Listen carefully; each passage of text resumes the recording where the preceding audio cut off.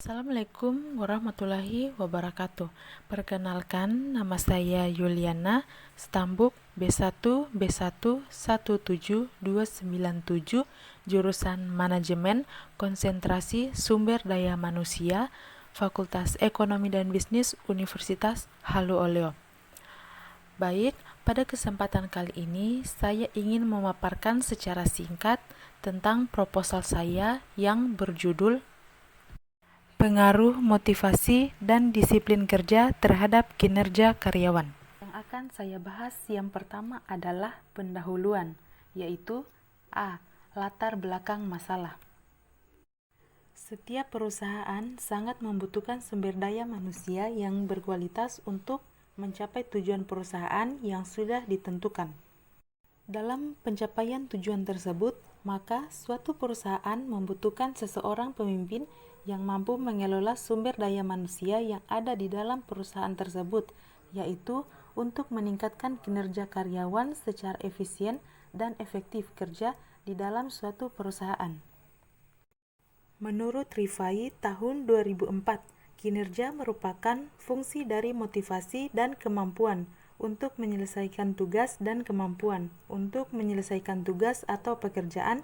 Seseorang sepatutnya memiliki derajat kesediaan dan tingkat kemampuan tertentu. Kesediaan dan keterampilan seseorang tidaklah cukup efektif untuk mengerjakan sesuatu tanpa pemahaman yang jelas tentang apa yang akan dikerjakan dan bagaimana mengerjakannya. Kemudian, menurut Richard tahun 2011 mengungkapkan penilaian kinerja adalah proses pengamatan dan pengevaluasian kinerja seseorang pegawai, pencatatan penilaian, dan pemberian umpan balik terhadap pegawai. Penilaian kinerja terdiri atas langkah-langkah pengamatan dan penilaian kinerja pegawai, pencatatan dan umpan balik. Selama penilaian kinerja pegawai, manajer-manajer terampil akan memberikan umpan balik dan pujian atas unsur yang dapat diterima dari kinerja pegawai. Perumusan masalah. Berdasarkan latar belakang penelitian di atas, maka diidentifikasikan masalahnya adalah sebagai berikut.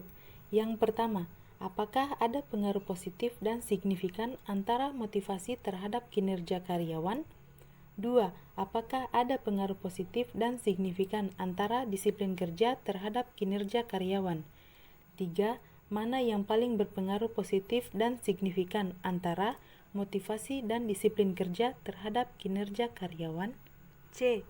Tujuan penelitian. Tujuan penyusunan penelitian adalah sebagai berikut.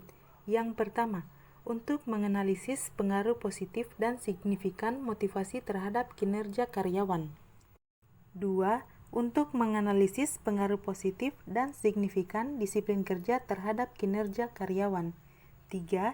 Untuk menganalisis dari dua variabel yang paling berpengaruh positif dan signifikan terhadap kinerja karyawan. D. Manfaat penelitian dibagi menjadi 3 bagian. Yang pertama, bagi peneliti, menghasilkan bahan untuk menyusun skripsi yang merupakan syarat guna mencapai gelar sarjana. 2. Bagi perusahaan, memberikan sumbangan penelitian bagi perusahaan terutama tentang pemberian motivasi dan peningkatan kinerja terhadap karyawan guna meningkatkan produktivitas di waktu yang akan datang. 3. Bagi ilmu pengetahuan, dapat digunakan bahan pertimbangan bagi rekan-rekan mahasiswa dalam menyusun skripsi mengenai objek penelitian yang berbeda dan sebagai sarana informasi dalam pemecahan masalah yang sama. Bab 2. Tinjauan pustaka. A. Motivasi. 1. Pengertian motivasi. Pengertian motivasi menurut Rifai tahun 2005 adalah serangkaian sikap dan nilai-nilai yang mempengaruhi individu untuk mencapai hal yang spesifik sesuai dengan tujuan individu. Motivasi merupakan bagian dari kegiatan dalam proses pembinaan, pengembangan, dan pengarahan manusia sebagai tenaga kerja. 2. Macam-macam motivasi. Yang pertama, penghargaan. 2. Informasi. 3. Pemberian perhatian. 4. Persaingan. 5. Kebanggaan. Dan 6. Partisipasi. 3. Teori motivasi. Teori ini dibagi menjadi 5 bagian. Yang pertama, teori isi. Kedua, teori motivasi pemeliharaan. Ketiga, teori prestasi. Keempat, teori penguatan. Dan yang kelima adalah teori penetapan. Disiplin. 1. Pengertian disiplin.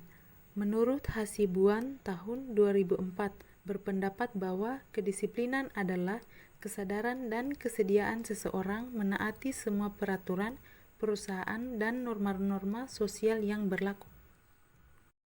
2. Macam-macam disiplin. Menurut Handoko tahun 2001, disiplin adalah kegiatan manajemen untuk menjalankan standar-standar organisasional. Menurut Handoko, kedisiplinan dibagi menjadi 3, yaitu disiplin preventif, 2. Disiplin korektif, 3. Disiplin progresif, dan selanjutnya hukum disiplin. Hukum disiplin merupakan tindakan yang diambil terhadap pegawai yang telah melakukan pelanggaran terhadap kewajiban, larangan, dan peraturan disiplin yang berlaku dalam organisasi atau perusahaan. C. Kinerja. 1. Pengertian kinerja. Menurut Guritno dan Waridin tahun 2005, kinerja merupakan perbandingan hasil kerja yang dicapai oleh karyawan dengan standar yang telah ditentukan.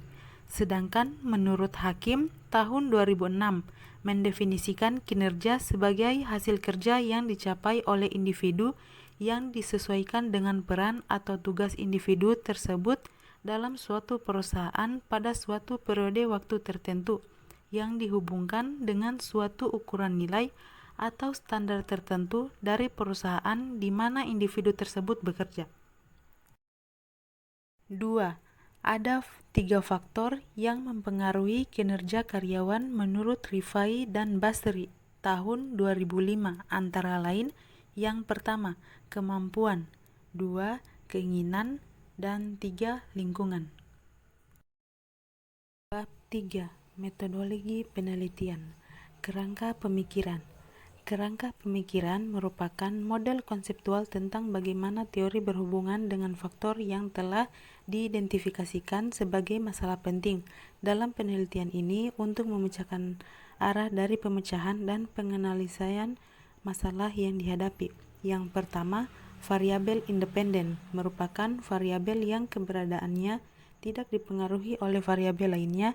Yang menjadi variabel independen dalam penelitian ini adalah motivasi dan disiplin kerja. 2. Variabel dependen, variabel yang keberadaannya dipengaruhi oleh variabel lainnya, yang termasuk variabel dalam penelitian ini adalah kinerja karyawan.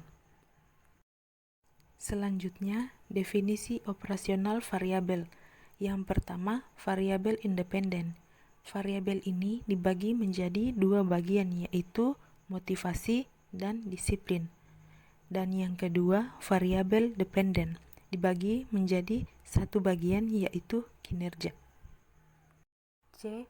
Populasi, sampel, dan teknik sampling. Yang pertama, populasi.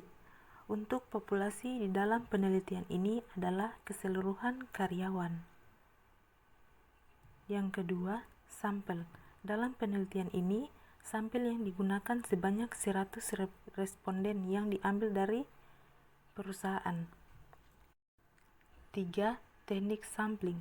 Peneliti akan mengambil kemudian dari hasil kuesioner tersebut akan diambil 100 yang layak untuk dijadikan sampel penelitian. D. Penyusunan dan pengukuran skala. Dalam langkah pengumpulan data, penulis menggunakan metode kuesioner. Menggunakan metode kuesioner menghasilkan data kualitatif sehingga perlu diubah menjadi data kuantitatif.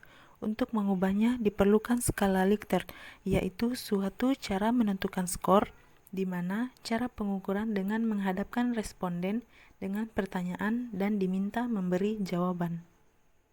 E. Sumber data. Dalam penelitian ini, peneliti menggunakan data primer yang didapat dari jawaban responden yang berupa pengisian kuesioner dan wawancara, yaitu data yang diperoleh langsung dari objek penelitian. Selanjutnya, F. Metodologi pengumpulan data. Dalam metodologi ini terdapat dua cara dalam pengumpulan data, yaitu wawancara dan kuesioner. G. Analisis data.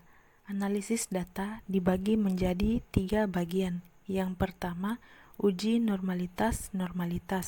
Kedua, uji multikoliniaritas. Dan yang ketiga, uji heteroskedastisitas. Baik, saya kira itu saja yang dapat saya paparkan pada bagian-bagian proposal saya kali ini. Lebih dan kurangnya mohon dimaafkan. Wabillahi taufiq walhidayah. Wassalamualaikum warahmatullahi wabarakatuh.